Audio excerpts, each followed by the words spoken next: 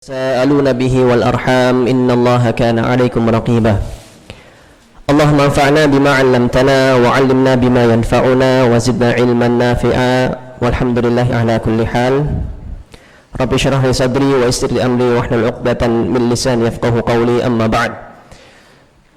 Alhamdulillah, kita bersyukur kehadirat Allah Tabaraka wa Ta'ala. Pada kesempatan malam hari ini Allah Subhanahu wa Ta'ala memberikan kepada kita kesempatan sehingga kita bisa hadir di masjid ini dalam keadaan sehat walafiat tanpa kurang suatu apa, dan mudah-mudahan lantaran pertemuan kita pada malam hari ini Allah Subhanahu wa Ta'ala akan mempertemukan kita di surganya kelak. Allahumma amin. Salawat dan salam mudah-mudahan senantiasa Allah sampaikan kepada junjungan kita Nabi besar Muhammad sallallahu alaihi wasallam, kepada para keluarganya, para sahabatnya, dan juga orang-orang yang senantiasa istiqamah mengikuti tuntunannya hingga akhir zaman nanti. Ayuhat talabah, santri-santri Fiwa yang Ustadz cintai dan Ustadz banggakan, hari ini Alhamdulillah kita masuk ke materi Al-Kabair, ya, pembelajaran kita di Al-Kabair.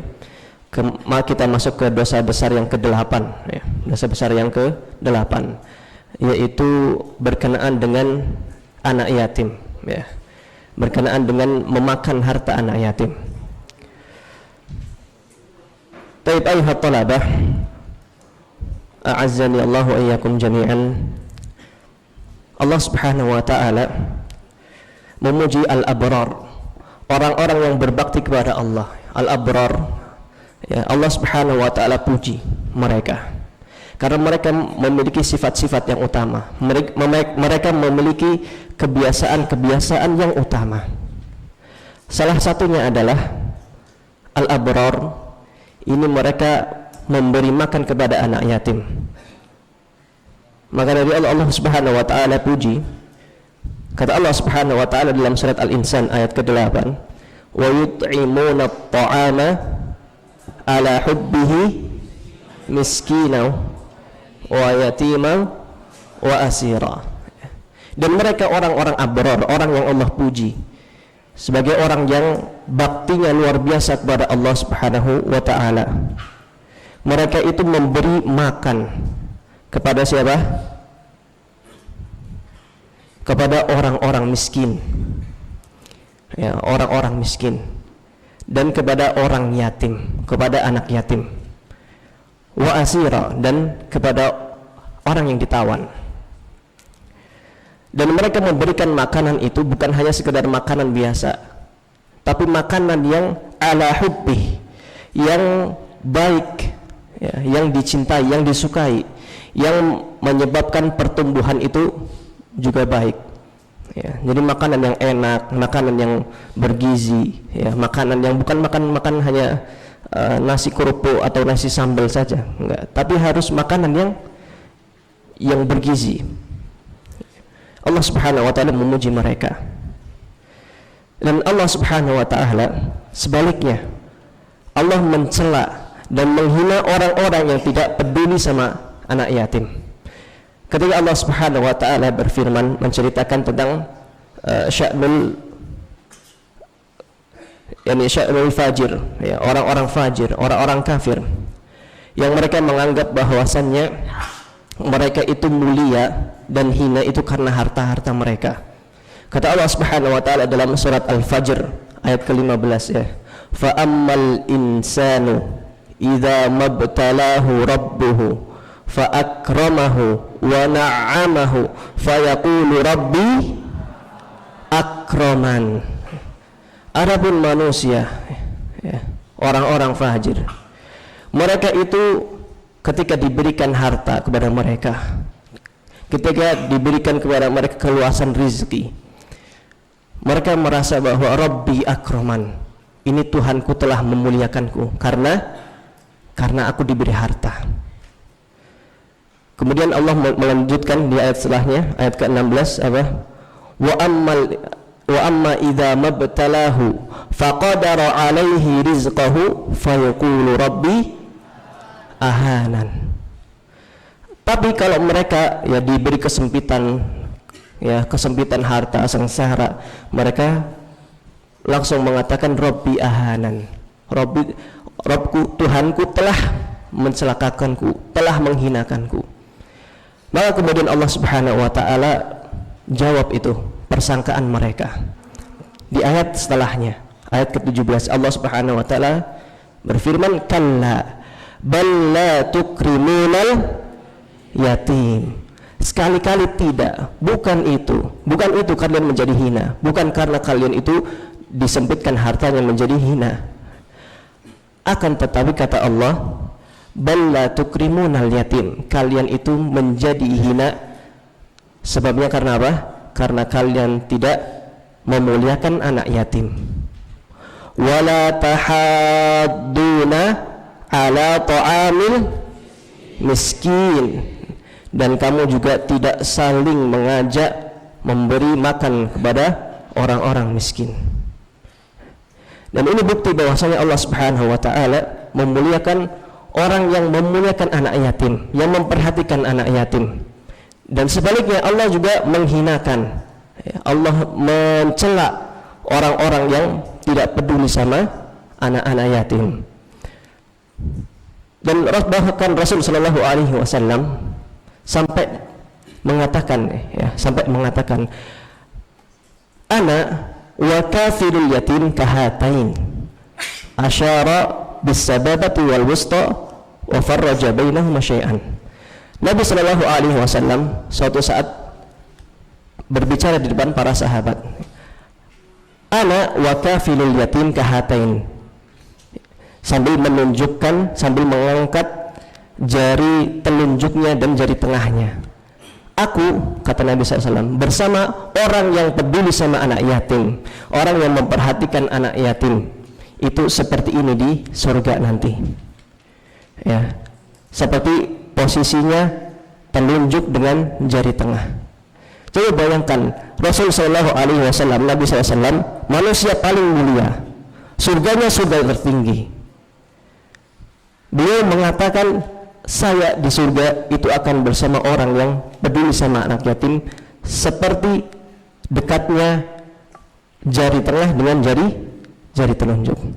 Ini menunjukkan bahwasannya kedudukan orang yang perhatian kepada anak-anak yatim memiliki kedudukan yang sangat agung di sisi Allah Subhanahu wa taala.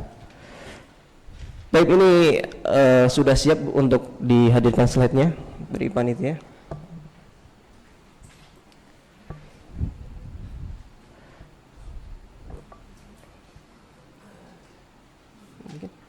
Baik, labas.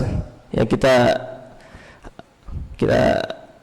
anak baca dari sini aja ya.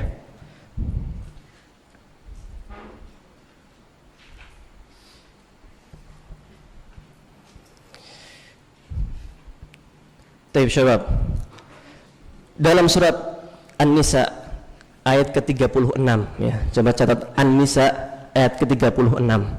Allah Subhanahu wa taala memerintahkan kepada kita semuanya untuk memperhatikan hak-hak dari orang-orang yang Allah sebutkan di dalam ayat ini. Kita hitung bersama-sama, ada beberapa hak yang Allah perintahkan kita untuk memperhatikan hak-hak itu. Kata Allah Subhanahu wa taala dalam surat apa? An-Nisa ayat ke-36. An-Nisa ayat ke-36. Kata Allah Subhanahu wa taala, wa'budullaha wa la tusyriku bihi syai'an. Yang pertama apa? Allah berbicara tentang haknya Allah, yaitu apa? Beribadah kepada Allah dan tidak berbuat syirik, tidak menyembah kecuali hanya kepada Allah Subhanahu wa taala. Itu hak yang pertama. Wabil walidaini ihsana. Kemudian Allah melanjutkan dalam ayat tersebut, wabil walidaini ihsana, dan berbuat baiklah kepada kedua orang tua, berbaktilah kalian kepada kedua orang tua. Ini hak yang kedua ya. Ini hak yang berapa? Dua. Wabidil qurba, Dan berbuat baiklah kalian kepada karib kerabat, orang yang punya hubungan kekerabatan dengan kita, kakak kita, adik kita, ya. Kemudian setelahnya wal yatama, dan berbuat baiklah kepada anak-anak yatim. Itu yang keempat. Kemudian wal masakin, kepada orang-orang miskin. Berbaiklah kepada orang-orang miskin. Yang ke-5, ya. Wal jari dzil qurba, dan berbuat baiklah kepada tetangga yang jauh. Wal jaril junubi, dan berbuat baiklah kepada tetangga yang dekat. Afwan, kebalik ya. Yang tadi berbuat baiklah kepada tetangga yang dekat dan berbuat baiklah kepada tetangga yang jauh. Ini yang keberapa? Yang keberapa? Yang ke-6. Was-sahibi bil janbi, dan berbuat baiklah kepada teman sejawat, teman seumuran, teman sepantaran. Mereka juga punya hak atas kita untuk kita berbuat baik kepada mereka. Wabnis sabil, ya, ibnu sabil itu orang yang seorang musafir yang kehabisan bekalnya di tengah jalan. Berbuat baiklah kepada mereka. Kemudian itu yang berapa? Yang ke-7, ya. Kemudian yang terakhir adalah wa ma malakat aymanukum. Yang ke-8, berbuat baiklah kepada budak-budak yang kalian miliki, ya. Kemudian Allah Subhanahu wa taala meringkas apa yang Allah Subhanahu wa taala inginkan. Innallaha la yuhibbu man kana mukhtalan fakhura. Sesungguhnya Allah Subhanahu wa taala tidak menyukai, Allah tidak cinta, ya, Allah benci kepada orang-orang yang sombong. Jadi Allah sebutkan, ya, orang yang tidak mau melakukan hak-hak tadi, ya. Ada berapa kita sebut tadi? Ada 9, ya. Ada 9 itu, ya, mereka adalah orang-orang yang sombong, kata Allah Subhanahu wa taala.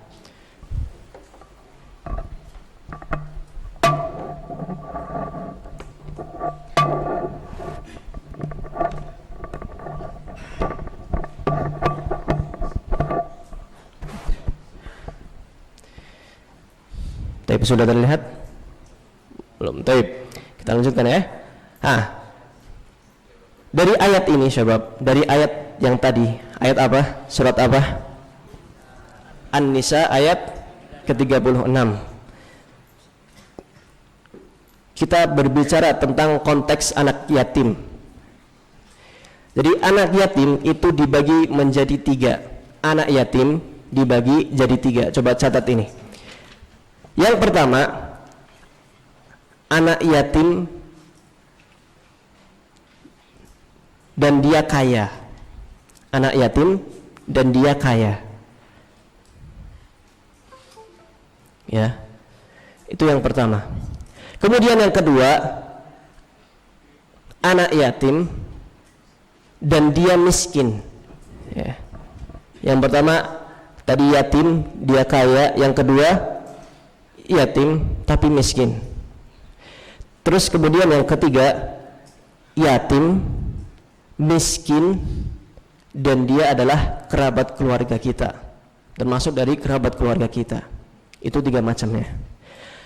Nah, anak yatim yang kaya, mereka hanya mendapatkan 1 hak saja, yaitu adalah hak asuh dan perhatian. Meskipun anak yatim, meskipun dia kaya, ya, meskipun dia kaya, ya, dia tetap mendapatkan hak untuk diasuh dan diperhatikan. Meskipun hartanya nggak habis-habis sampai 7 turunan misalnya, ya, dia tetap perlu untuk mendapatkan hak asuh dan perhatian. Terus yang kedua, ya, yatim dan miskin, ya, dia mendapatkan hak asuh dan perhatian, juga haknya orang miskin, mendapatkan haknya orang miskin. Terus yang ketiga nih, udah yatim, dia miskin, dan dia punya hubungan kerabat sama kita. Ini ada 3 hak.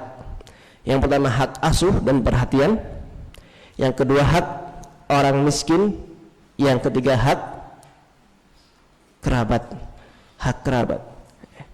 Ini tadi berbicara tentang ayat tadi ya, kan ada hak-hak tuh banyak sekali kan, ada 9 kita sebutkan. Nah, yang ketiga ini itu paling banyak mendapatkan haknya. Paling banyak dituntut untuk kita menunaikan hak-hak mereka, hak asuh dan perhatian, hak orang miskin dan hak kerabat. Dan kalau misalnya kita menemukannya di antara 3 macam anak yatim dan kita punya anak yatim yang ketiga, inilah yang paling utama untuk kita berbuat baik kepada mereka. Ya, yang ketiga, ya orang yatim, anak yatim, dia miskin dan dia masih kerabat keluarga sama kita.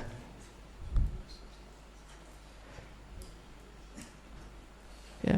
Kata Allah Subhanahu wa taala, au it'amun fi yaumin dzi masghabah yatiman za maqrabah. Anak yatim yang ada hubungan kerabat, mereka lebih utama untuk kita perhatikan dibandingkan anak yatim yang lainnya.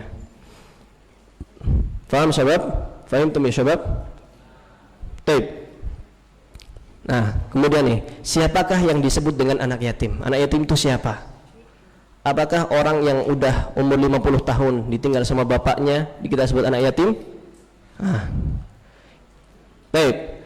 Tapi dalam bahasa Arab ya, kata yatim atau yatimah berarti anak kecil yang kehilangan atau ditinggal mati sama bapaknya. Dan begitu juga dalam istilah agama itu maknanya sama ya. Yatim atau yatimah itu anak kecil yang ditinggal mati oleh ayahnya. Jadi anak kecil ini dia itu belum baligh, maksudnya dia belum baligh. Jadi batasan anak yatim itu adalah sampai umur baligh, sampai usia baligh. Ya, batasan anak yatim dalam agama kita itu adalah sampai dia itu baligh. Kata Nabi sallallahu alaihi wasallam apa? La yutma ba'da ihtilam. Tidak ada keyatiman setelah mimpi. Mimpi di sini maksudnya adalah mimpi basah. Ya. Mimpi basah itu salah satu tanda mulai pubertas ya, mulai baligh. Ya. Di sini sebagian besar antum sudah mimpi basah ya? Sudah. Siapa yang belum? Baik.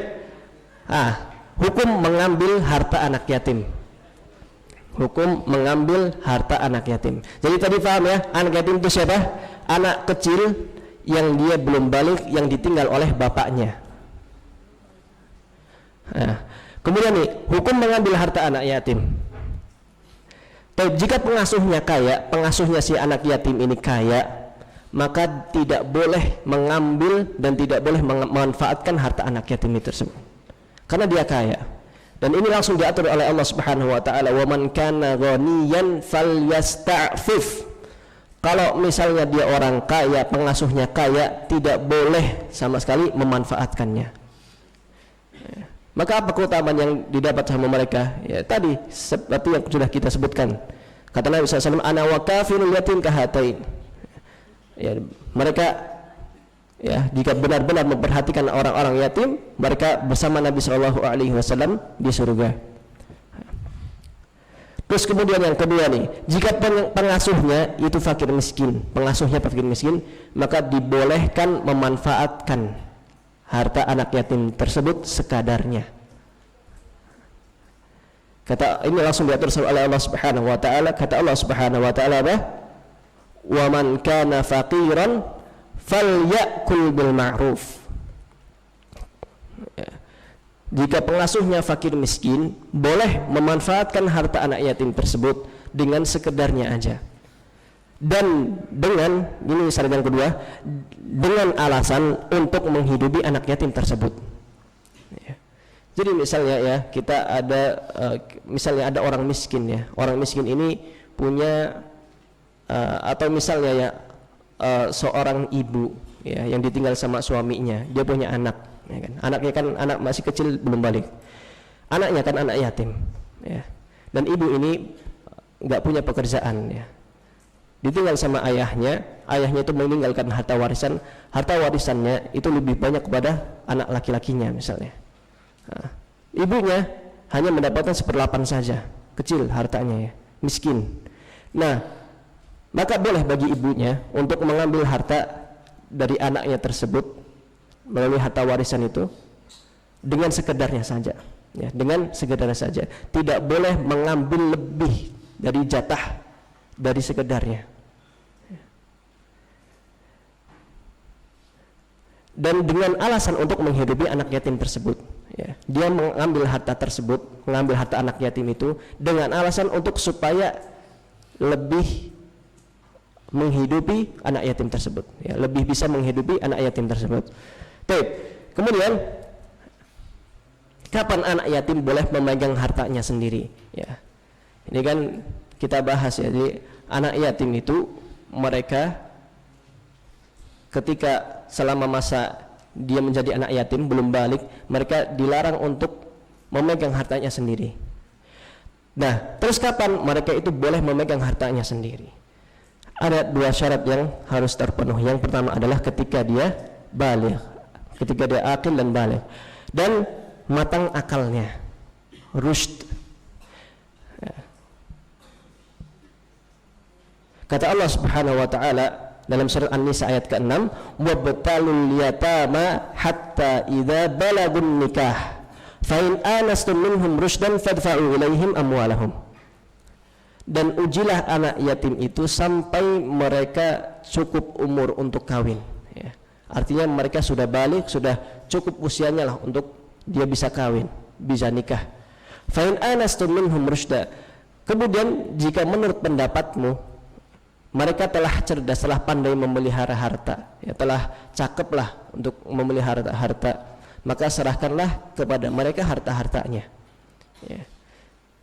Jadi caranya adalah kita menguji mereka. Misalnya nih, ya, ada anak yatim, dia mulai balik, udah umur ya sekitar 17 tahun misalnya, dia ditinggal bapaknya, terus kemudian dia bertahun-tahun ya, dia mulai balik, mulai usia 17 tahun, mulai pantas lah ya untuk mencapai usia menikah. Maka caranya adalah pengasuhnya ini, yang megang hartanya ini, walinya ini, itu memberikan ujian kepada si anak tersebut. Misalnya dikasih uang 1 juta dulu lah ya, 1 juta ini buat apa?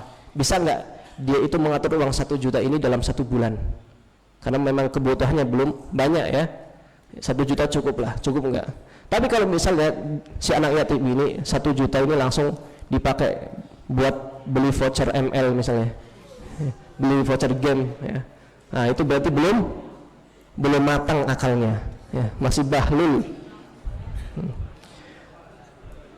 Atau misalnya ya, dia bawa 1 juta, dapat 1 juta nih dari pengasuhnya, terus dibawa ke kamarnya,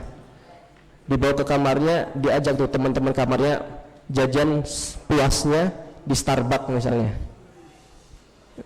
Nah, itu dia belum matang akalnya, padahal dia diuji untuk mengelola hartanya 1 juta dalam 1 bulan, tapi mungkin dalam 1 hari 2 hari langsung ludes semua habisnya. Itu berarti belum matang akalnya. Dan matang akalnya ketika dia itu sudah mampu, sudah pinterlah mengelola uang tersebut, ya. Jadi uang 1 juta ini ya dia gunakan untuk keperluan yang memang benar-benar perlu banget, benar-benar penting. Itu ya, paham ya? Baik. Nah, terakhir ini, mengapa memakan harta anak yatim itu dosa besar? Ada 3. Yang pertama ya, memakan harta anak yatim menunjukkan bahwa pelakunya tidak memiliki iman kepada hari pembalasan. Kata Allah Subhanahu wa taala dalam surah Al-Maun, ya, ara'aital ladzi yukadzibu bid-din. Tahukah kamu wahai Muhammad, ya, orang yang mendustakan agama? Siapa sih orang yang mendustakan agama? Fadzalikal ladzi yad'ul yatim. Mereka adalah orang yang menghardik anak yatim, orang yang tidak peduli sama anak yatim, orang yang mengambil hartanya anak yatim. wala yahuddu ala ta'amil miskin, dan tidak menganjurkan memberi makan kepada orang miskin, ya. Mereka adalah orang-orang yang mendustakan agama, ya. Tidak beriman kepada Allah Subhanahu wa taala dengan iman yang sempurna, iman yang baik. Terus kemudian yang kedua, ya, orang yang memakan harta anak yatim diancam dengan neraka. Ya, kata Allah Subhanahu wa taala, innal ladzina ya'kuluna amwalal yatama zulma innama ya'kuluna fi butunihim nara wa sayaslawna sa'ira. Sesungguhnya orang-orang yang memakan harta anak yatim secara zalim, ya. Artinya apa? Dia orang yang kaya tapi masih ngambil hartanya anak yatim ini, ya. Atau dia orang miskin tapi geragas, ya, maruk dia dalam mengambil hartanya anak yatim ini. Boleh dia mengambil tapi hanya sekedarnya, tapi dia mengambil lebih dari sekedarnya, itu zalim. Nah, maka kata Allah Subhanahu wa taala, innama ya'kuluna fi butunihim nar, mereka itu menelan api sepenuh perutnya, ya, mereka menelan api sepenuh perutnya. Wa sayaslawna sa'ira, dan mereka akan masuk ke dalam api yang menyala-nyala di neraka. Dalam surat An-Nisa ayat ke-10. Qala Suddi, seorang penafsir, mengatakan yub'atsu akilu malul yatim. Pada hari kiamat kelak, orang yang memakan harta anak yatim itu mereka dibangkitkan. Walah benar yakhruju min fihi, dan api itu berkobar dari mulutnya, api itu menyala dari mulutnya. Wa min masami'ihi, dan juga dari pendengarannya, dari hidungnya keluar api, mulutnya keluar api, hidungnya keluar api. Wa anfihi, apa itu? Hidungnya juga mengeluarkan api. Wa ainaihi, bahkan matanya mengeluarkan api. Fa ya'rifuhu kullu man ra'ahu bi akli malil yatim, ya. Dan semua orang yang melihat pada hari kiamat kelak di padang mahsyar, semuanya melihat bahwasannya dia itu adalah orang yang memakan harta anak yatim secara zalim, ya. Kemudian yang terakhir ini dosa yang dianggap berat efeknya oleh Rasulullah SAW. Memakan harta anak yatim itu adalah dosa yang dianggap berat efeknya oleh Rasulullah SAW. Kata Nabi SAW, Allahumma inni uharriju haqqad dha'ifain. Wahai Allah, ya Allah, sungguh saya menganggap berat dosa penindasan kepada dua kaum yang lemah, yaitu anak yatim dan wanita, ya. Wanita itu maksudnya ada istri kita, misalnya istri-istri antum nanti, orang tua antum umumnya, ya, pada wanita, dan juga anak yatim. Dianggap oleh Rasulullah SAW dosanya itu besar sekali ketika kita tidak menunaikan hak-hak mereka. Itu saja yang bisa kita sampaikan pada kesempatan malam hari ini. Dan terakhir ini ada titipan hadiah ya untuk antum yang bisa menjawab pertanyaan.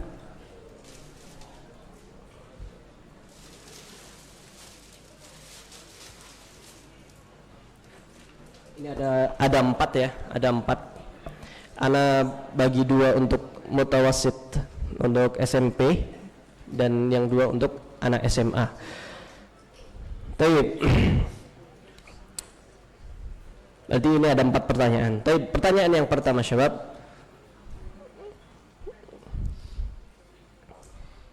Ini untuk SMP dulu deh ya. Untuk SMP dulu. Pertanyaan yang pertama.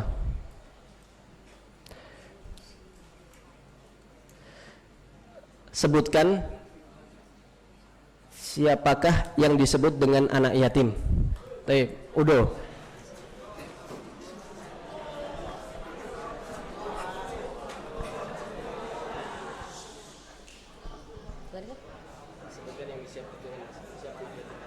Apa itu anak yatim? Nah, anak yatim itu adalah anak kecil yang tinggal bapaknya sebelum balik. Ahsanta, barakallahu fiik.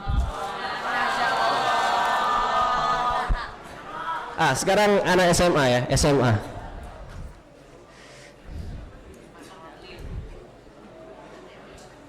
Anak SMA nih. Sebutkan 3 macam anak yatim. Oke, Tep. Raihan Haidar.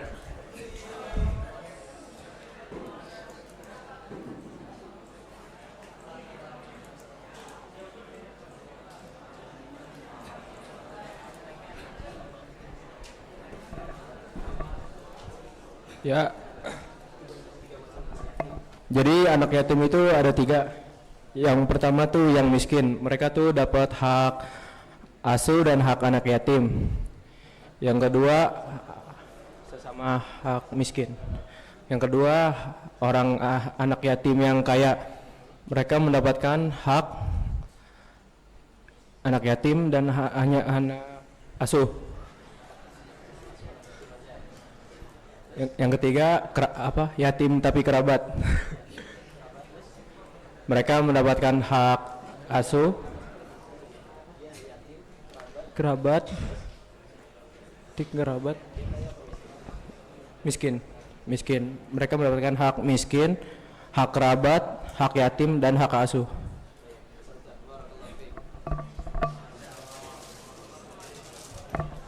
Tapi pertanyaan selanjutnya untuk mutawasid ya, untuk yang sebelah sini. Untuk anak SMP.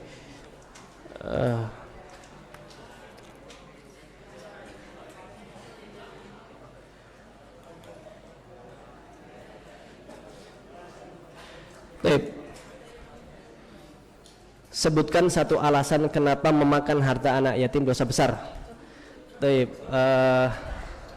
Sebentar.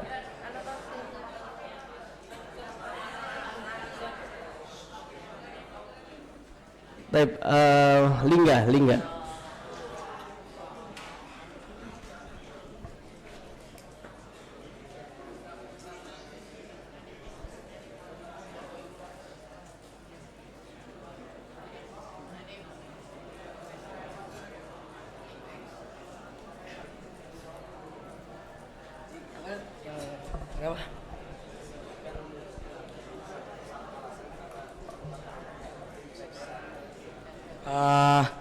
Karena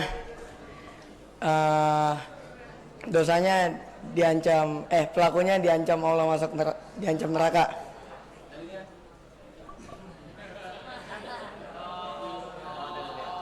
Pakai dalil.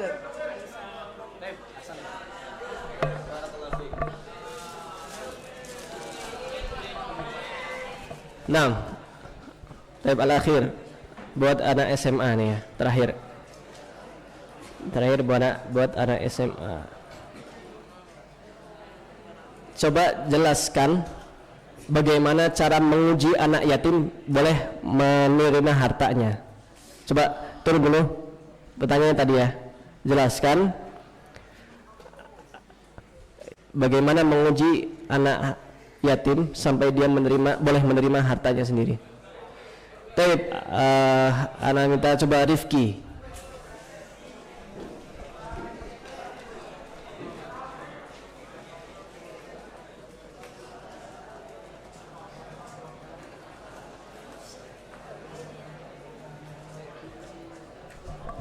Ya, jadi cara mengeceknya itu si anak yatim itu diberikan uang 1 juta dan dites. Oke, misalnya si anak yatim itu dikasih uang 1 juta dan dites apakah cukup untuk 1 bulan. Jika tidak, maka dia belum cukup untuk mendapatkan hartanya. Barakallahu fikum. Wa hadza نختم هذا اللقاء بدعاء كفارة المجلس سبحانك اللهم وبحمدك أشهد أن لا إله إلا أنت أستغفرك وأتوب إليك. السلام عليكم ورحمة الله وبركاته.